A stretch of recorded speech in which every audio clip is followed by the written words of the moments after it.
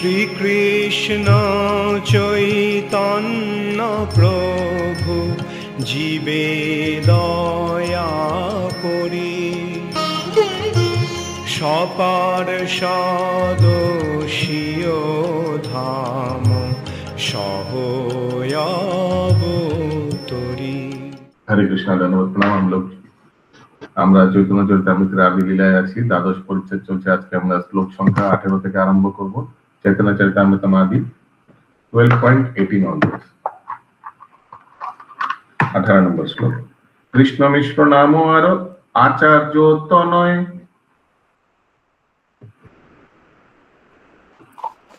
কৃষ্ণ মিশ্র নাম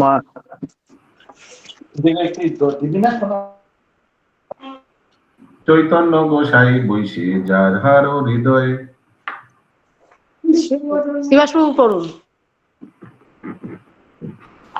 চৈতন্য গোসাই বৈশে যাহার হৃদয়। কৃষ্ণ মিশ্র ছিলেন অদ্বৈত আচার্যের পুত্র। শ্রী চৈতন্য মহাপ্রভু সর্বদাই তার হৃদয়ে বিরাজ করতেন। অনেক পুত্র। শ্রী গোপাল নামে আরো আচার্যেরও সুত। শ্রী গোপাল নামে আর আচার্যেরও সুত। সুত মতলব রস্সি নেই, তাহারও চরিত্র শোনো অত্যন্ত অদ্ভুত। তাহারও চরিত্র শোনো অত্যন্ত অদ্ভুত। শ্রী গোপাল ছিলেন শ্রী অদ্বৈত আচার্যের প্রভুর আরেকজন পুত্র এবং তার চরিত্র শ্রবণ করুন, কেননা তা অত্যন্ত অদ্ভুত। পূর্বে উল্লেখ করা হয়েছে যে শ্রী গোপাল ছিলেন অদ্বৈত আচার্যের 3 জন বৈষ্ণব পুত্রের মধ্যে অন্যতম। দেখি বৈষ্ণব পুত্র লিখা, इसका मतलब बाकी 3 शायद। उसका पहले भी आया था, प्रभु के 3 भक्त थे और 3 नहीं थे। 3 के बाद बाकी 3 के बारे में कुछ लिखा नहीं था ऐसा। तो लिखा था कि 3 जन डिवोटी थे। শ্রী চৈতন্য চরিতামৃতের মধ্যলীলার দ্বাদশ পরিচ্ছেদে 143 থেকে 149 শ্লোকে তার জীবন ও চরিত্র সম্বন্ধে বর্ণনা করা হয়েছে। কার? এই শ্রী গোপাল। মিঠাই কা দুকান দিয়া না, শ্রী গোপাল মিষ্টান্ন ভান্ডার। গুন্ডিচা মন্দিরে মহাপ্রভুর সম্মুখে, গন্ডিচা মন্দিরে মহাপ্রভুর সম্মুখে, কীর্তনে নর্তন করে বড় প্রেম ও সুখে। কীর্তনে নর্তন করে বড় প্রেম ও সুখে। চৈতন্য মহাপ্রভু স্বয়ং যখন জগন্নাথপুরীতে গুন্ডিচা মন্দির মার্জনা করছিলেন, তখন গোপাল গভীর প্রেমে মগ্ন হয়ে মহা আনন্দের সঙ্গে তার সম্মুখে নৃত্য করেছিলেন। গুন্ডিচা মন্দির জগন্নাথপুরীতে অবস্থিত এবং প্রতি বছর শ্রী জগন্নাথ, বলরাম ও সুভদ্রা দেবী জগন্নাথ মন্দির থেকে 8 দিনের জন্য সেখানে থাকতে যান। শ্রী চৈতন্য মহাপ্রভু যখন জগন্নাথপুরীতে বাস করছিলেন, তখন প্রতি বছর তিনি তার প্রধান ভক্তদের নিয়ে নিজে সেই মন্দিরটি পরিষ্কার করতেন। শ্রী চৈতন্য চরিতামৃতের মধ্যলীলার দ্বাদশ পরিচ্ছেদে, গুন্ডিচা মার্জন পরিচ্ছেদে তা বিস্তারিত ভাবে বর্ণনা করা হয়েছে। ক্লিয়ার? নানা ভাবোদ্গম দেহে অদ্ভুত নর্তন, নানা ভবদ্গম দেহে অদ্ভুত নর্তন।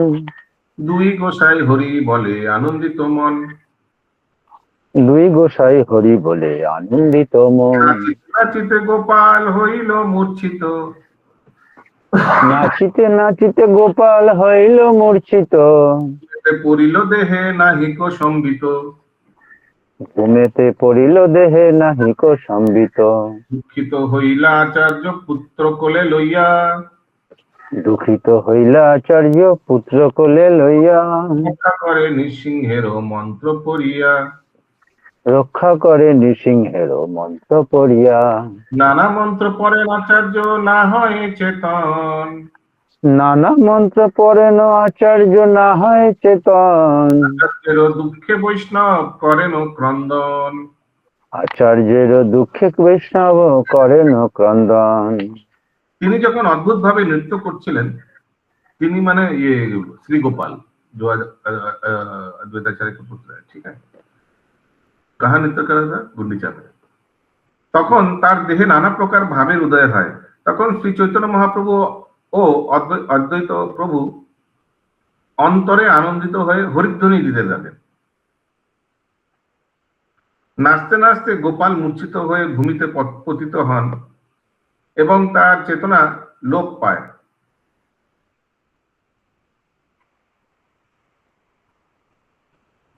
অদ্বৈত আচার্য প্রভু তখন অত্যন্ত দুঃখিত হলেন।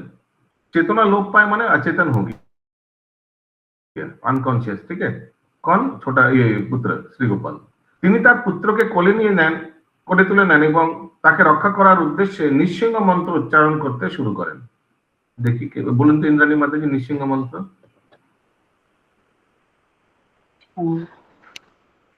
उग्रं वीरं महाविष्णुं ज्वलन्तं ज्वलन्तं सर्वतोमुखं नृसिंहं भीषणं भद्रं मृत्युं नमाम्यहम्। তারপর आता है इसके बाद कालिंदी सुविलासिनी माताजी। प्रभु इतना ही पता है मुझे अभी।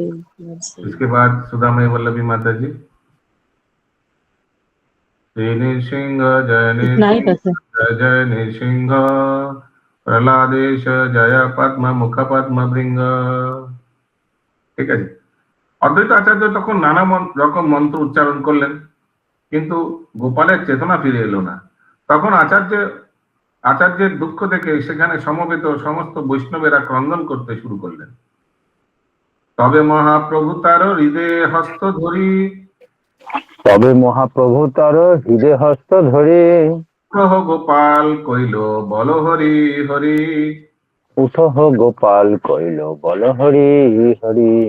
উঠিল প্রভুর স্পর্শ ধ্বনি শুনি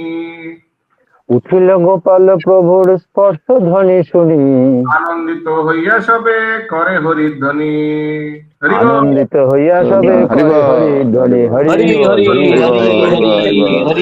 अरे वीडियो ऑन करे वीडियो करो। শ্রী চৈতন্য মহাপ্রভু তখন গোপালের হৃদয়ে হাত রেখে তাকে বললেন, গোপাল ওঠো এবং ভগবানের দিব্য নাম কীর্তন করো। মহাপ্রভুর স্পর্শ লাভ করে এবং কণ্ঠে শুনে গোপাল তৎক্ষণাৎ উঠে বসলো এবং তখন মহানন্দে সেইখানে সমবেত সমস্ত বৈষ্ণবেরা হরিধ্বনি দিতে লাগলেন। तो वही करुणा राजा माता जी चित्रकेतु जैसे जीवित हो गया। जीवित नहीं, वो तो मर नहीं गया था, वो तो अचेतन हो गया था। एक चीज हमको याद आ गया अभिराम ठाकुर का लीला सुनते सुनते, 4 राउंड मारा गोवर्धन का फुल स्पीड। 4 राउंड कोई है यहाँ मार पाएगा? 22 किलोमीटर इंटू 4। हरे कृष्ण। एक जन है डेली मॉर्निंग वॉक बंकिमपुर पारবেন নাকি? হ্যাঁ বঙ্কিমবাবু উনি পারবেন একটা 4 রাউন্ড একবারে। हरे कृष्ण। ओके कहाँ थे हम लोग? तो 27 नंबर से प्रभु 27। हाँ, तो पुत्र स्पर्श महाप्रभु स्पर्श ध्वनि শুনি আনন্দিত হইয়া সব করে হরিধ্বনি। আচার্যের আর পুত্র শ্রী বলরাম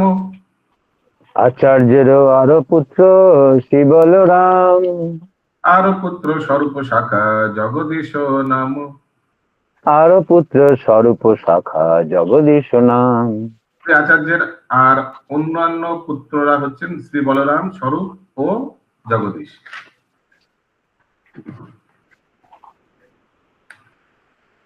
তাৎপর্য: অদ্বৈত চরিত নামক সংস্কৃত গ্রন্থে বর্ণনা করা হয়েছে যে বলরাম, স্বরূপ ও জগদীশ ছিলেন অদ্বৈত আচার্য প্রভুর চতুর্থ, পঞ্চম ও ষষ্ঠ পুত্র। इसका मतलब अच्युतानंद সবচেয়ে বড় জ্যেষ্ঠ পুত্র। এভাবেই শ্রী অদ্বৈত আচার্যের 6 পুত্র ছিল।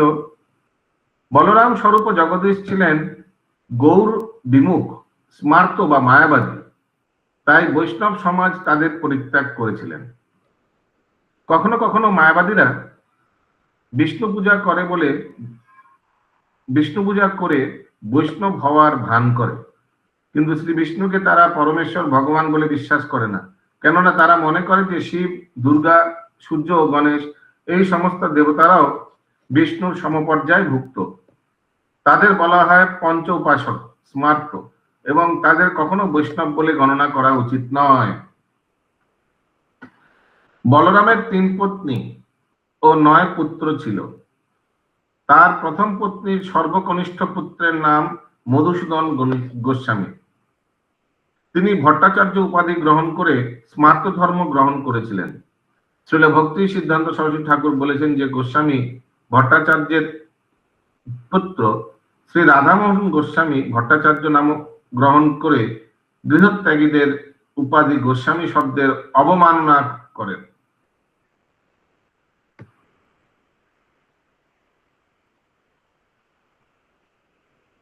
সংসার ধর্মে लिप्त মানুষদের গোস্বামী উপাধি গ্রহণ করা উচিত নয়।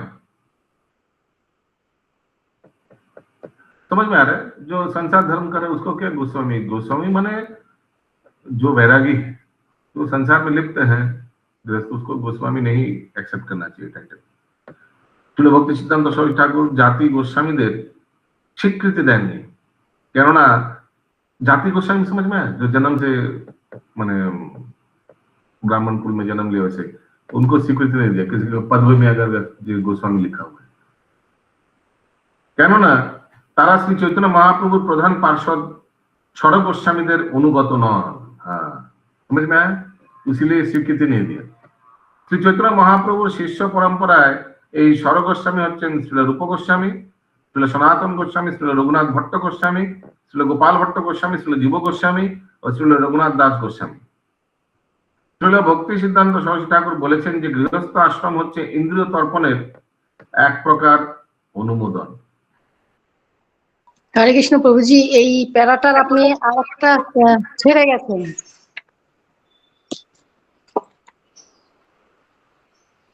ফার্স্টের দিকে বলরামের 3 পত্নী ও 9 পুত্র ছিল, ওইখান থেকে বললাম তো এগুলো।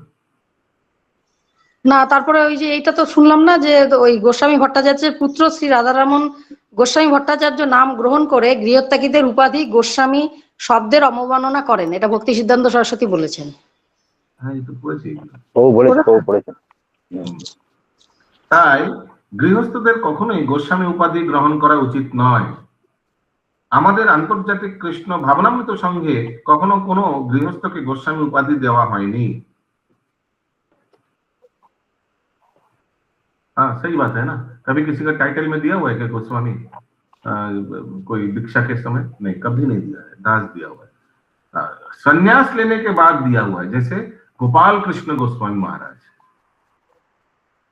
কিন্তু যদিও আমাদের সংস্কার সমস্ত সন্ন্যাসীরা হচ্ছেন যুবক বয়সী, মিউট করুন, আমরা তাদের স্বামী বা গোস্বামী এই ত্যাগের উপাধি দান করেছি, কেননা তারা শ্রী চৈতন্য মহাপ্রভুর বাণী প্রচার করার জন্য সর্বতভাবে তাদের জীবন উৎসর্গ করেছেন। ঠিক আছে, তো सन्यासी लोगों को दिया है स्वामी व गोस्वामी। स्वामी का उदाहरण दीजिए, जैसे परम पूज्य जयप्रदा का स्वामी महाराज, स्वामी लिखा है ना। गोस्वामी का उदाहरण दीजिए, परम पूज्य गोपाल कृष्ण गोस्वामी महाराज। ठीक है, श्रील भक्ति सिद्धांत सरस्वती ठाकुर বলেছেন যে জাত গোসাইয়েরা কেবল গোস্বামী উপাধি অবমাননাই করে না, তারা স্মার্ত রঘুনন্দনের আনুগত্যে শ্রী অদ্বৈত প্রভুর কুশ পুত্তলিকা দগ্ধ করে প্রেত বা রাক্ষস শ্রদ্ধা কার্য সম্পাদন করে শ্রাদ্ধ কার্য, বৈষ্ণব স্মৃতিশাস্ত্র হরিভক্তি বিলাসাদি গ্রন্থের বিরুদ্ধাচরণ করে মূর্খতা ও মহা অপরাধ প্রদর্শন করে। इसका इंग्लिश पढ़िए। जी प्रभु, cult of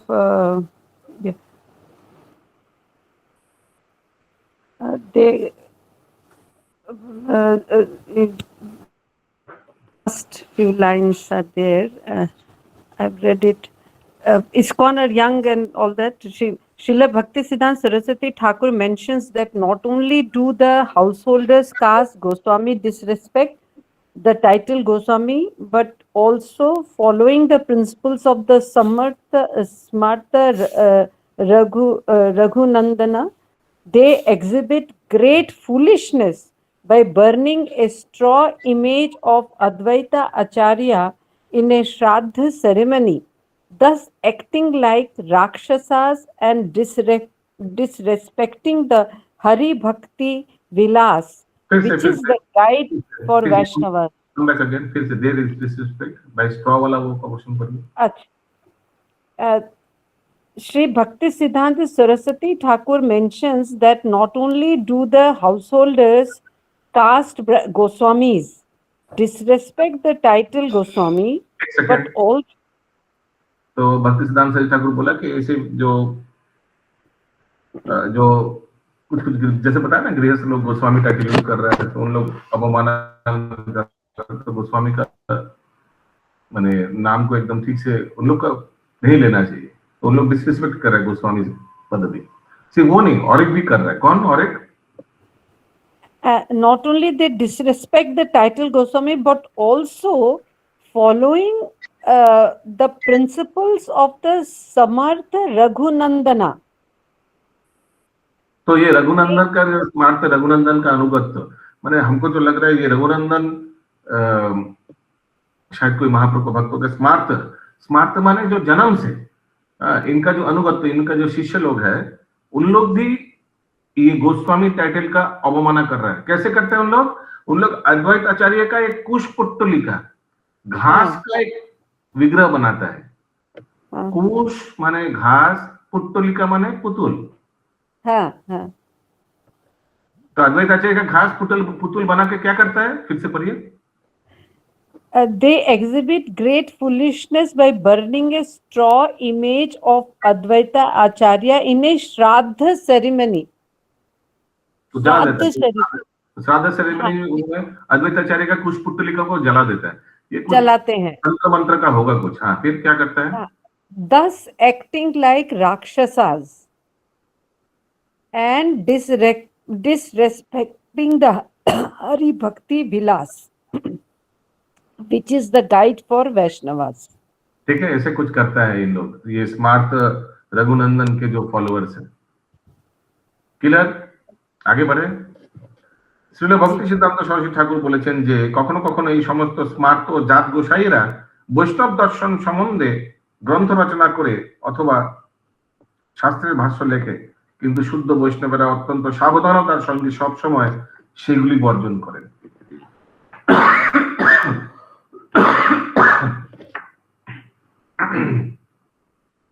किसी का कोई प्रश्न है? इस प्रभु का उत्तर दे सकते हैं हाजी प्रभु. अगला श्लोक 28 नंबर. कमलाकांत বিশ্বাস नामो आचार्य কমলাকান্ত বিশ্বাস নাম আচার্য কিঙ্কর. আচার্য ব্যবহার সব তাহার গোচর. আচার্য ব্যবহার সব তাহার গোচর. অদ্বৈত আচার্যের অত্যন্ত বিশ্বস্ত ভৃত্য, ভৃত্য মানে নৌকর কিঙ্কর ছিলেন কমলাকান্ত বিশ্বাস. তিনি অদ্বৈত আচার্যের সমস্ত আচার ব্যবহার জানতেন. আদিলীলায় বর্ণিত কমলানন্দ এবং মধ্যলীলায় বর্ণিত কমলাকান্ত একই ব্যক্তি. কমলানন্দ আর কমলাকান্ত একই ব্যক্তি.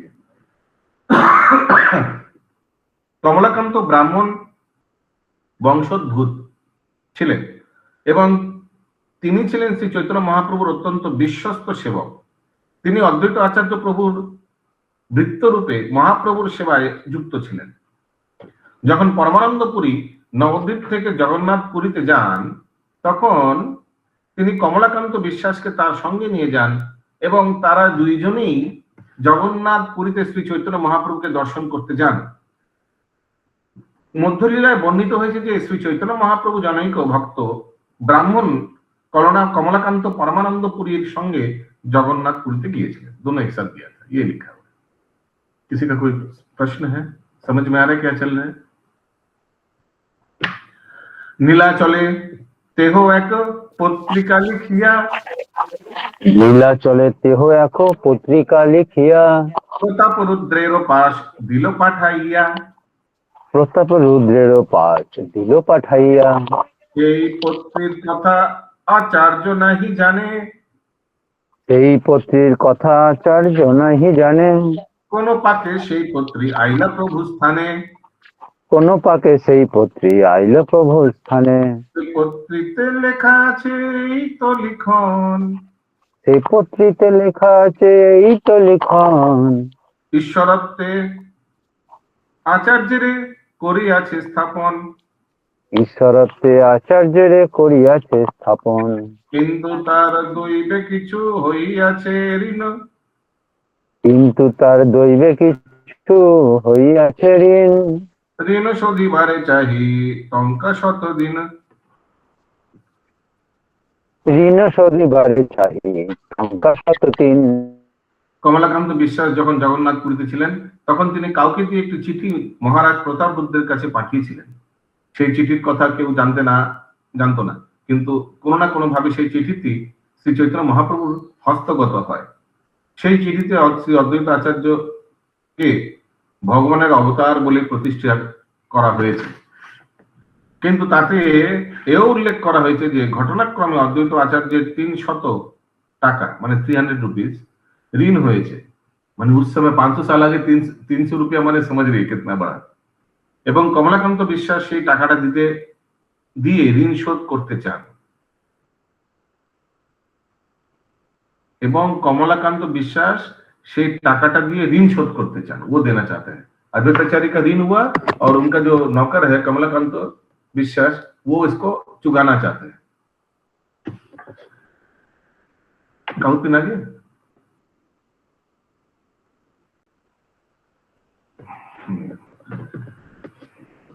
पत्र पढ़िया प्रभु। हाँ गायत्री माता जी, आदित्याचार्य किससे ऋण लिए थे? वो तो आया नहीं अभी तक, शायद महाराज प्रताप रुद्र से ऊपर लिखा हुआ ना प्रताप रुद्र, राजा प्रताप रुद्र का नाम। नहीं वो लिखा नहीं है, किनसे लिया तो लिखा नहीं है। वो लिखा है सिर्फ कि वो चिट्ठी लिखा था कमलाकांत, उनका नौकर जो है वो चिट्ठी लिखा था महाराज को। माने राजा को लिखे थे वो क्या? हाँ कि 300 रुपया ऋण है, मैं चुकाना चाहता हूँ। अभी किनसे लिया था वो आगे पता चलेगा, हो सकता है कि राजा से लिया होगा, देखते हैं। पत्र पढ़िया प्रभुर मने हईल, पत्र पढ़िया प्रभुर मने हईल दुख, পত্র পড়িয়া প্রভুর মনে হইল দুঃখ। বাহিরে হাসিয়া কিছু বলে চন্দ্রমুখ, বাহিরে হাসিয়া কিছু বলে চন্দ্রমুখ। तो वो चिट्ठी जो लिखा था ना महाराज को, किसी तरह से महाप्रभु के हाथ में आ गया। সেই চিঠিটি পড়ে শ্রী চৈতন্য মহাপ্রভু অন্তরে ব্যথিত হলেন, কিন্তু তা সত্ত্বেও তার মুখ চন্দ্রের মতো উজ্জ্বল ছিল। তাই বাহিরে হেসে তিনি বললেন, আচার্যের স্থাপিয়াছে করিয়া ঈশ্বর, আচার্যের স্থাপিয়াছে করিয়া ঈশ্বর। ইথে দোষ নাহি আচার্য দৈবত ঈশ্বর, ইথে দোষ নাহি আচার্য দৈবত ঈশ্বর। ঈশ্বরের দৈন্য করিয়াছে ভিক্ষা, ঈশ্বরের দৈন্য করিয়াছে ভিক্ষা। অতএব দণ্ড করাইব শিক্ষা, অতএব দণ্ড করাইব শিক্ষা। সে অদ্বৈত আচার্যকে পরমেশ্বর ভগবানের অবতার বলে প্রতিপন্ন করেছে, তাতে অবশ্য কোনো দোষ নেই, কেননা प्रकृति তিনি ईश्वर। क्योंकि ठीक है चिट्ठी में लिखा है अद्वैत आचार्य भगवान है, उनका 300 रुपया लोन हो गया है, लेकिन इसमें कोई गलत नहीं लिखा, क्योंकि अद्वैत आचार्य तो भगवान ही है, महाविष्णु के अवतार तो है, ऐसे महाप्रभु बोल रहे हैं। आगे देखेंगे कल क्या होता है। एखाने रहिल ग्रंथ अमृत लहरी, এখানে গ্রন্থ অমৃত লহরী,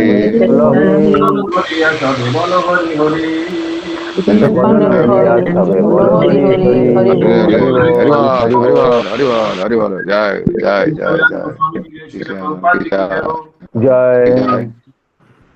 तुरंत लॉगिन